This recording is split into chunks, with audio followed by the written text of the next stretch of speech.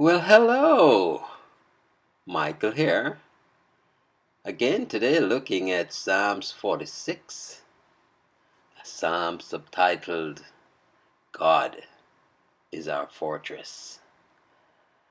And we're focusing on verse 7 through to 9 for the exposition. And we're going to read those three verses. Verse 7. The Lord of hosts is with us. The God of Jacob is our fortress. Selah. Verse 8. Come, behold the works of the Lord, how he has brought desolation on the earth. And verse 9. He makes wars cease to the ends of the earth. He breaks the bow and shatters the spear. He burns the chariots with fire. And so we look to the treasure of David for the exposition on these verses. Verse 7. The Lord of hosts is with us. This is the reason for all Zion's security and for the overthrow of her foes. The Lord rules the angels, the stars, the elements, and all the hosts of heaven, and the heaven of heavens are under his sway. The armies of men, though they know it not, are made to subserve his will. This generalismo of the forces of the land, and the Lord High Admiral of the seas, is on our side, our august ally. Woe unto those who fight against him, for they shall fly like smoke before the wind, when he gives the word to scatter them. The God of Jacob is our refuge. Emmanuel is Jehovah of hosts, and Jacob's God is our high place of defense. When this glad verse is sung to music worthy of such a jubilant, well may the singers pause and the players wait a while to tune their instruments again.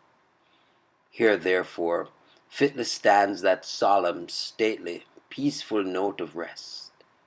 Selah. Verse 8. Come, behold the works of the Lord. The joyful citizens of Jerusalem are invited to go forth and view the remains of their enemies, that they may mark the prowess of Jehovah, and the spoil which his right hand hath won for his people. It were well if we also carefully noted the providential dealing of our covenant God, and were quick to perceive his hand in the battles of his church. Whenever we read history, it should be with this verse sounding in our ears. We should read the newspaper in the same spirit, to see how the head of the church rules the nation for his people's good, as Joseph governed Egypt for the sake of Israel. What desolation he hath made in the earth. The destroyers he destroys, the desolators he desolates. How forcible is the verse at this state. The ruined cities of Assyria, Babylon, Petra, Bashan, Canaan are our instructors, and in tables of stone records the doing of the Lord. In every place where his cause and crown have been disregarded, ruin has surely followed. Sin has been a blight on nations and left their palaces to lie in heaps. In the days of the writer of this psalm, there had probably occurred some memorable interpositions of God against his Israel's foes. And as he saw their overthrow, he called on his fellow citizens to come forth and attentively consider the terrible things in righteousness which had been wrought on their behalf. Dismantled castles and ruined abbeys in our own land stands as a memorial of the Lord's victories over oppression and superstition. May there soon be more of such desolations. Ye gloomy piles, ye tombs of living men, ye sepulchres of womanhood, or worse, ye refuges of lies, soon may ye fall, and amid your ruins may the owl and bat and dragon find congenial resting place. Verse 9. He maketh wars to cease unto the end of the earth.